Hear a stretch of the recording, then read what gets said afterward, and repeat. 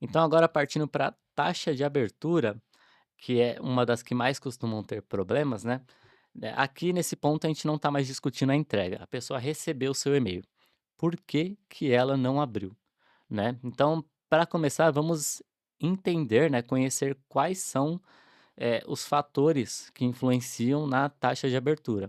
Então, vamos imaginar, você recebeu um e-mail lá no seu celular. O que que vai impactar primeiro? O título dele, certo? Porque, Perfeito.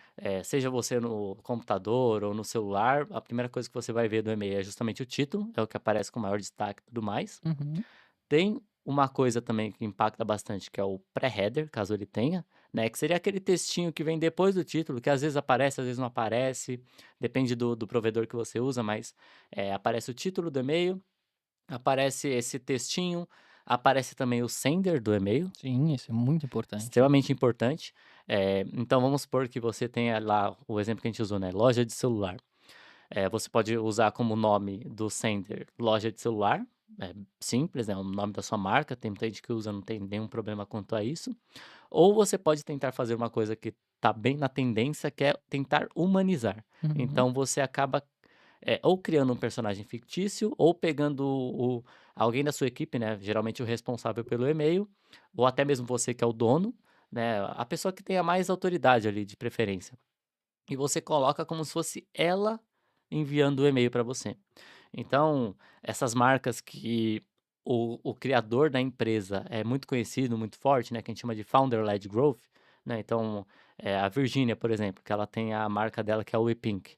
Se na WePink, eu não sei como é, tá, mas se na WePink eles usam como sender do e-mail Virgínia, Virgínia da WePink, a chance de abrir, das pessoas abrirem aumenta, né, Uhum. primeiro porque ela é uma autoridade, muita gente conhece ela, a maioria das pessoas que compram da WePink provavelmente conhecem ela, e isso traz essa pessoalidade, né, tipo, é a dona da marca que tá me enviando. Sim, sim. Mesmo que você saiba que não é ela ali, é É inconsciente é isso, tá? inconsciente, Isso a gente exatamente. dá autoridade por ser inconsciente, tá? Não é uma coisa consciente. E assim, eu trabalho com isso, eu faço isso, eu executo isso e mesmo assim eu tendo a abrir muito mais e-mail que vem com o nome da pessoa do que vem com o nome da marca às Exatamente. vezes. É o cérebro, né, a gente tem que lidar com ele. Às vezes mesmo sabendo como funciona o cérebro, a Uhum. gente não consegue evitar algumas coisas. Então, tem essa questão do sender, né, só voltando aqui, porque a gente vai listando várias coisas. Tem o título do e-mail, que talvez seja o mais importante. Uhum. Tem o sender, que na ordem de prioridade eu colocaria como segundo lugar aí do que Sim. mais importa. Tem esse pré-header, que às vezes aparece, depende da plataforma, às vezes não aparece, mas é também super importante. E tem um que você não, na verdade você define, mas que o pessoal costuma ignorar muito, que é o horário de entrega, né, o horário que você envia esse e-mail. Perfeito. Porque até as plataformas têm, você pode explicar melhor, Xté, porque você entende mais sobre isso, muitas plataformas colocam uma opção para enviar no horário que é mais provável que a pessoa abra. Aí você me diz se isso funciona ou não, se vale a pena usar isso ou Uhum. não, mas o que que essas plataformas tendem a usar e por que que tem essa opção? Primeiro os pontos que você colocou de taxa de abertura o que influenciam a taxa de abertura são os 3 principais que você colocou. O horário, vai influenciar bastante. Então primeiro a gente tem que entender que tem 2 tipos de e-mail, né, um que a gente chama de transacional. O que que é o transacional? Você faz uma ação e espera um feedback via e-mail. Então, cadastrei no pop-up, eu Uhum, espero um e-mail de confirmação, eu espero alguma coisa. Fiz um pedido, eu espero o pedido de confirmação de uhum, pedido. Todos esses e-mails são o que a gente chama de transacional. Então eles são enviados, imediatamente após uma ação. E tem os e-mails que são os promocionais, ou de campanha, ou de fluxos de automação. Esses sim têm horários de agendamento. E esses horários de agendamento, você perguntou: "Ah, enviar no melhor horário?" As plataformas têm essa opção, só que elas precisam só de um dado: ter um histórico de envio de e-mail para essa pessoa. Então, isso vai funcionar depois que você está enviando e-mail em vários horários durante um ano para essa pessoa. Só que também não adianta você enviar durante um ano e-mail para as pessoas, você só envia e-mail todo dia, num dia da semana, a uhum, tal fica horário. O enviesado. seu histórico de horários de disparo vai ser aquele, então ele não vai conseguir saber Exato. isso.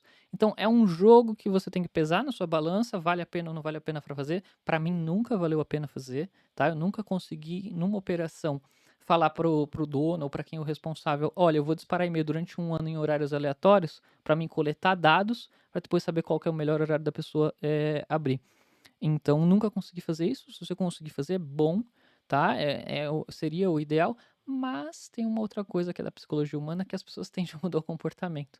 Então você vai coletar dados durante um ano e se mudou alguma coisa na vida Uhum, da pessoa, ela vai mudar o comportamento.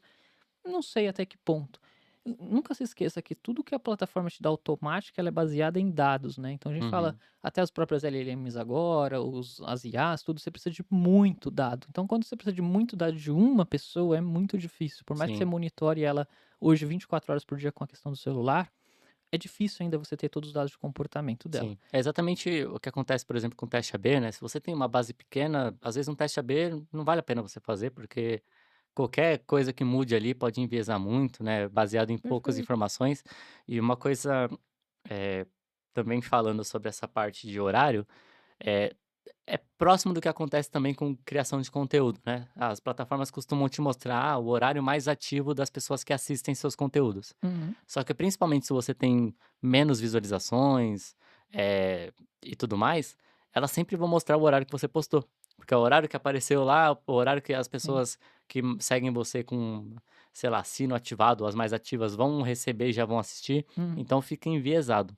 Então quanto menor é a sua base, quanto menor é seu histórico, menos eficaz são essas abordagens. Mas não vamos ficar em cima do muro, tá? Qual que é o melhor horário para disparar e-mail? Eu tenho faixas de horário que eu uso, tá? E aí vai dentro do senso comum e também dentro de um senso de operação de volume, tá? Se você quer um conteúdo mais para engajar as pessoas, saia do horário comercial. O horário comercial, normalmente a pessoa está fazendo alguma coisa. No horário comercial tem pausas. Então, antes do horário comercial, antes das 9, então 8, 7 horas da manhã é um bom horário. No meio do dia ali, meio-dia, 11 horas, 1 hora, que é o horário do almoço, que ela Uhum, vai poder estar com esse dispositivo na mão, ou vai estar no computador, vai dar uma relaxada. E mais pro final do dia, se ela trabalha no computador, quando está aberto lá para ser das 4 até umas 6 horas, se o seu maior abertura é desktop, você vai pegar as pessoas que estão trabalhando e elas vão ver o seu conteúdo. Agora, se a galera é mais mobile, aí sim, só que evita o horário do trânsito da pessoa. Então, das 5 até umas 7 é um horário de trânsito. As pessoas estão na rua, e aí você vai depender de banda larga tá funcionando, de uma série de fatores. E aí, às vezes, muito cheio, seja no carro, seja no transporte público.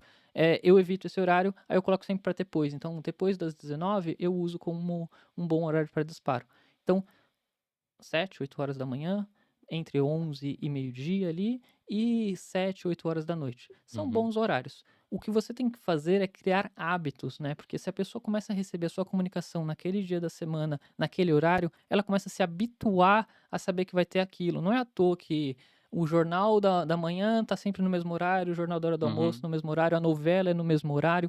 Essa coisa de grade de programação da televisão, ela não é à toa, ela tem um porquê. E aí você fala: "Mas você tá falando de grade de televisão, da programação, o que que isso tem a ver com as minhas comunicações de e-mail?". É o comportamento humano.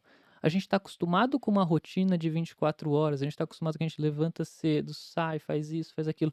Os seus e-mails têm que entrar nessa rotina, e aí você sim, vai ter depois toda a sua jornada de e-mail, seja os e-mails manuais, sejam os fluxos, eles vão ter que comportar, no final das contas, as 24 horas do dia da pessoa. sim, Então você vai ter que ter essa visão. Então pense numa grade e crie esse hábito. Se você é uma marca que envia e-mail todo dia às 2 horas da tarde e faz isso durante um ano, você vai pôr na cabeça das pessoas que recebem seu e-mail que a sua marca envia todo dia e-mail terça-feira às 2 horas da tarde. Você gera um hábito. sim, Foi assim com o começo dos podcasts só de áudio, né?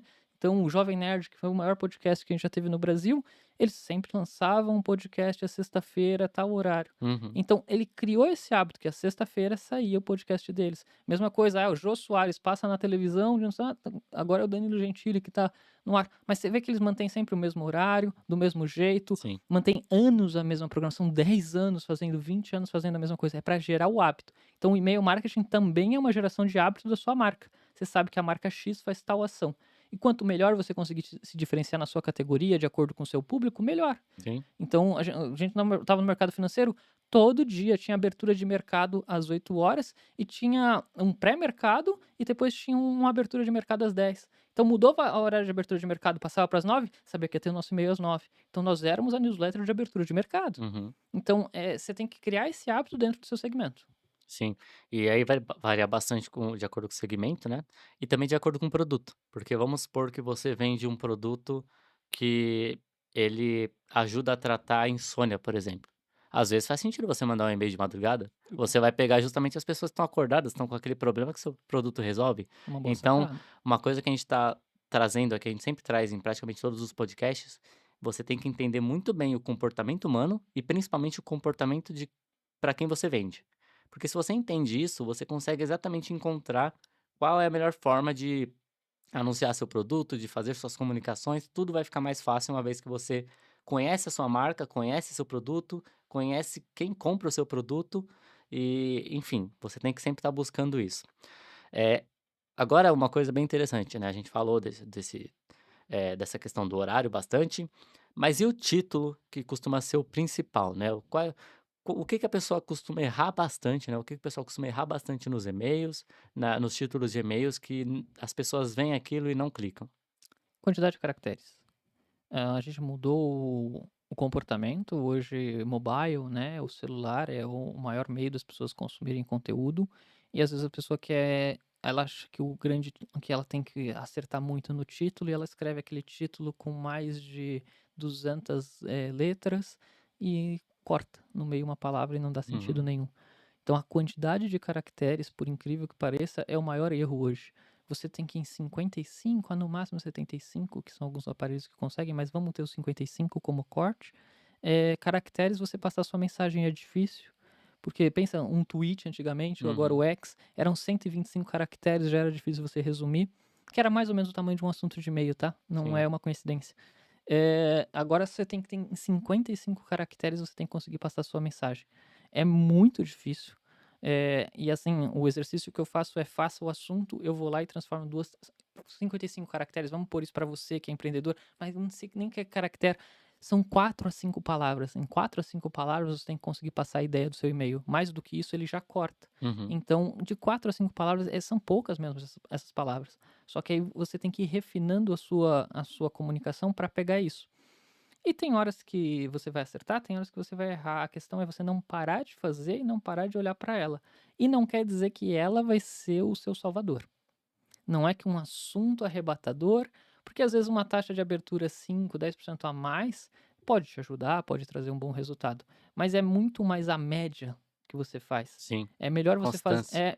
constância, perfeito. É melhor você fazer mais e-mails que tenham uma taxa de abertura de 30% do que um que tenha 40 e os outros tenham 15. Uhum. Então, quanto mais sua média de taxa de abertura for boa, mais sucesso você vai ter na operação.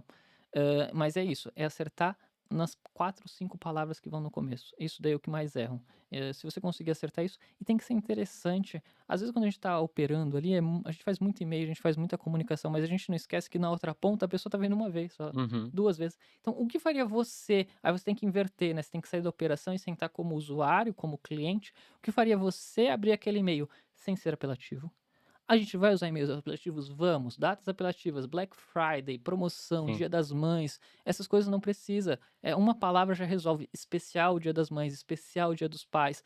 A palavra Black Friday a pessoa já sabe, ela já está esperando uma promoção. Uhum. É muito mais fácil resolver essas datas comemorativas. E você não tem que inventar, não inventa roda. O outro segundo erro é as pessoas reinventarem, elas querem achar a copy maravilhosa. Matadora. Não tem. No assunto do e-mail, ela só é como a gente fala no nome de um negócio, né, você só não pode errar, você só não pode querer inventar, não tem nome de negócio que é errado, é só não Uhum. querer inventar ou dificultar, é só faça o simples, faça o básico que vai funcionar, mas sempre nessas 3, 4 primeiras palavras. Sim, e é justamente isso, né, o pessoal às vezes fica tentando achar fica aquele negócio super instável, né, é bem parecido também com criação de conteúdo.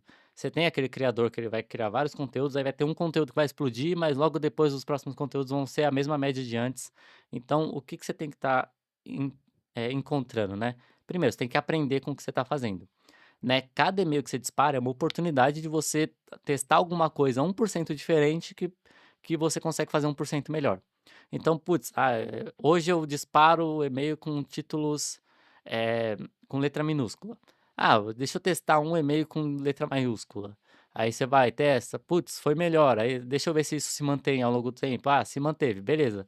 Esse é um aprendizado que você tem. Você tem que disparar e-mails com título, eh, um caps lock, por exemplo, depende, né? Depende do seu brand e tudo mais. Uhum. Eh, Emoji.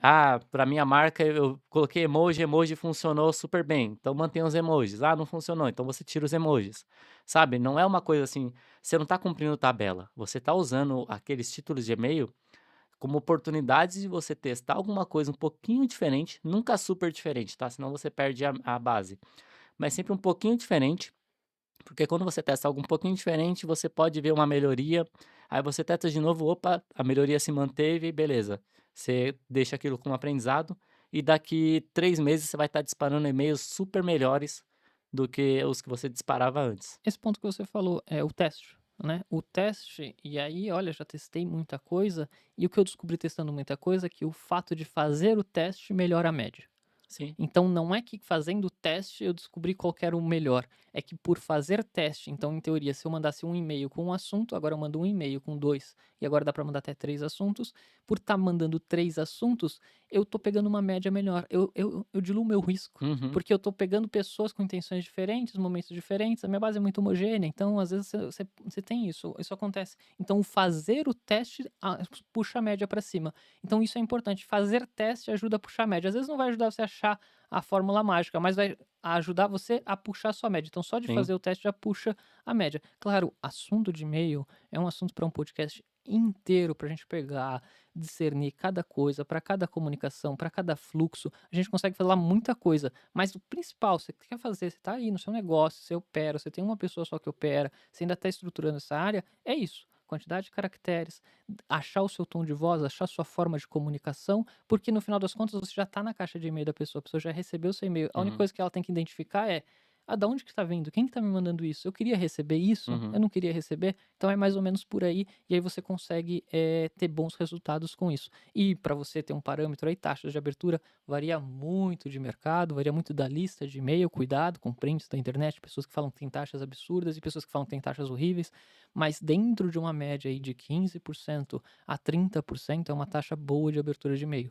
Depende muito da sua lista, de como você está fazendo essa segmentação. "Ah, eu tenho taxas acima de 50%, de 60%". Tá bom, você me diz qual a sua lista, me diz qual que é o engajamento dela, que a gente consegue fazer esse tipo de coisa. Mas a gente tá falando de uma média da sua conta, Uhum. pega todos os disparos que você faz no mês, quanto que é a sua taxa final de abertura. Hoje, eu giro nas operações que eu faço 20, 25%. Então de 15 a 30 são boas taxas de abertura e você tem que pegar. Agora se você tá abaixo de 15, começa a se preocupar, porque aí ou sua lista é muito desqualificada, ou seu público está desengajado, ou seus assuntos precisam ser corrigidos. Sim. Então é sempre uma boa faixa de corte ali para você tomar atenção. Não, fechou. É bem interessante isso que você falou, né, de o simples fato de você fazer testes já te leva a produzir coisas melhores, que vão ter resultados melhores.